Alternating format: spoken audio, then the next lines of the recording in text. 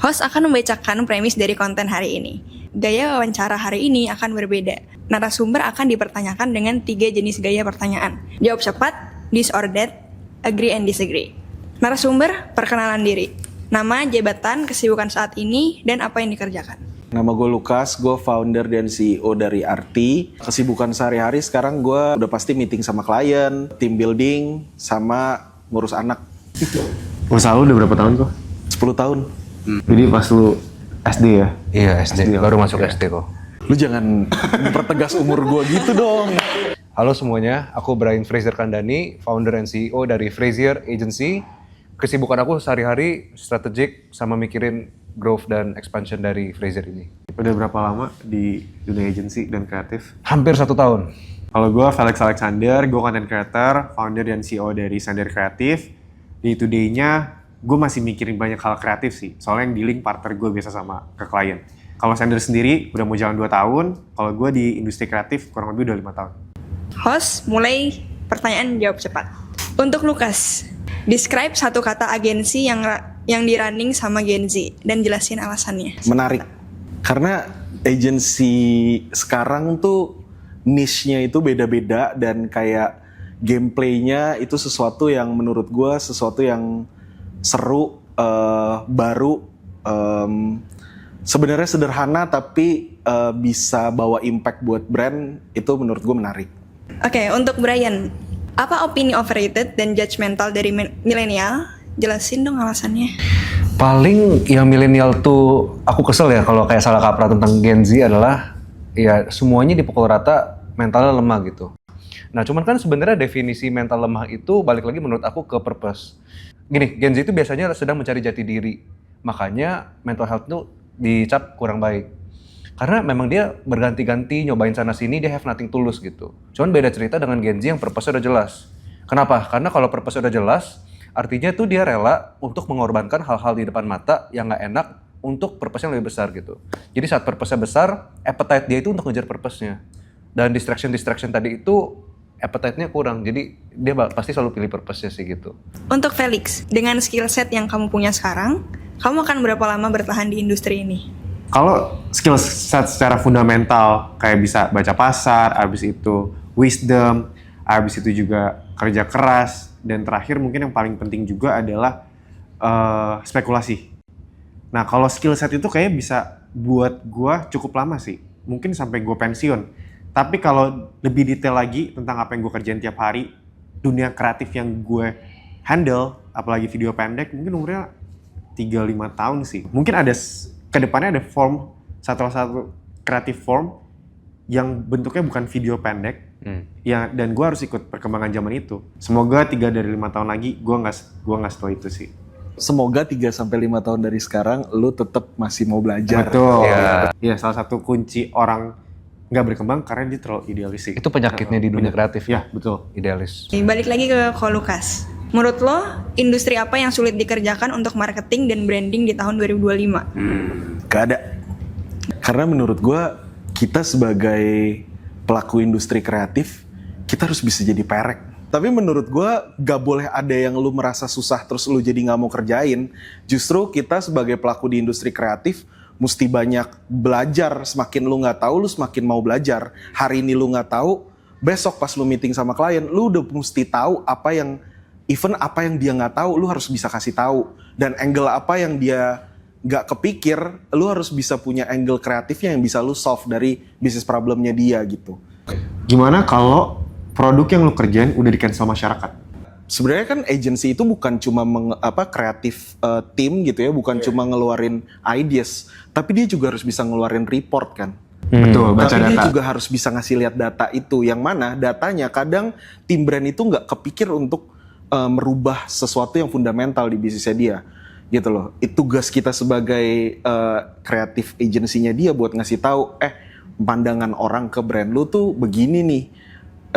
Itu mungkin brutal fact yang dia harus terima dan lu harus do something about it gitu loh. Banyak agensi sekarang yang bisa ngomongin kreatif tapi tidak berbasis data, menurut gue tuh bullshit sih. Iya, karena kreatif ideas itu base-nya adalah insights. Dan insights itu all about data. Untuk Brian, apakah semua orang bisa dan harus personal branding?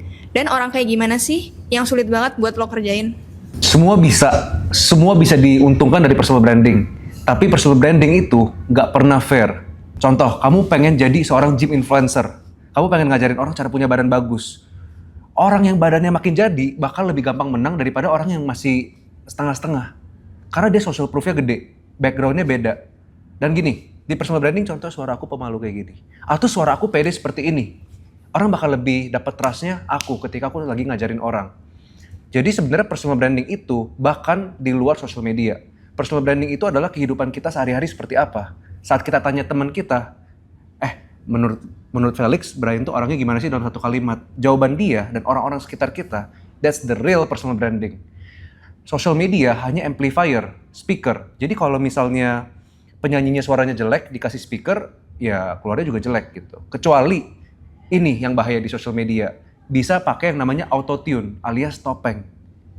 Contoh kita lihat case study-nya yang lucu, kayak Bobby Saputra. Sebenarnya kan dia orang-orang biasa, tapi dia di kontennya menjadi seorang super rich, arogan, playful. Itu adalah sebuah narasi yang diciptakan. Gitu. Jadi ada dua arah. Kalau kamu mau mainnya autentik, kamu harus siap dulu value kamu tuh bagus nggak gitu. Karena kan kamu harus stay true to yourself. Kecuali kamu mau main narasi yang susah nih dan bahaya, risky, yaitu bertopeng. Gitu sih, simple sih. Untuk Felix, sebagai founder agensi kreatif, kamu paling takut dicap sebagai owner yang kayak gimana? Saya paling takut untuk tim saya dicap sebagai orang yang otoriter, yang keras, yang kaku. Jadi saya pengen gimana caranya buat personal di tempat agensi saya tuh jadi yang fun, jadi teman yang bisa diajak ngobrol. Tapi untuk saya keluar sebagai agency owner, saya takut sekali dicap sebagai orang yang plagiat kayaknya. Karena saya rasa memang konten yang benar-benar baru itu nggak ada. Kayak nothing new under the sun lah menurut gue. Tapi harus ada modifikasinya. Kalau plug ketiplek, menurutku kalau itu menjadi cap seorang agency owner, kamu bakal kasih impact ke bawahan juga yang jadi seperti itu. Bukan jadi orang creator, tapi jadi orang penjiplak. Kayak gitu sih. Buat Pak Lukas sendiri nih, apa pandangan lo tentang agensi lah ya, yang ngejiplak konten orang atau yang ngejiplak strategi orang? Sebenarnya itu nanti bakal dijawabnya sama waktu sih. Pada dasarnya ya tadi, there's nothing new under the sun. Ketika culture kreatifnya itu plagiat, culture kreatifnya, ya udah nggak apa-apa, nggak usah terlalu digging lebih jauh. Karena ide begini aja dengan kita ngopi ide orang, comot plek-ketiplek kita kerjain, itu kan kayak nggak ada kreatifnya di situ kan. Plagiat bersembunyi dalam kata referensi. Iya betul, tapi iya bener, gue setuju dengan perbanyak referensi. Tapi ketika referensi lu banyak bukan berarti lu bisa comot satu referensi lu pakai mentah-mentah gitu. Justru karena lu semakin banyak referensi, semakin banyak opportunity yang lu temuin harusnya. Dan untuk nemuin opportunity baru untuk klien kita, untuk brand yang kita handle itu, ya lu harus explore, lu harus digging. Digging itu dihasilkan dari creative proses yang benar, ideationnya benar, brainstorm prosesnya tuh benar gitu. Nah kalau lu nggak membiasakan itu, lu akan punya tim yang nggak explore, lu akan punya tim yang segitu-gitu aja gitu. Dan in the long run, bisnis lu akan mandek gitu. Tapi kalau Lukas ada cerita tentang diplagiatin nggak sih? Gue pernah ngambil referensi dari luar tuh banyak. Tapi yang gue lakukan adalah, satu gue cek juga insights-nya ini cocok apa enggak sama brand yang lagi gue handle nih, karakteristiknya kah, audiens yang ditargetin kah, kompetitor analisisnya, segala macam gue cek juga gitu.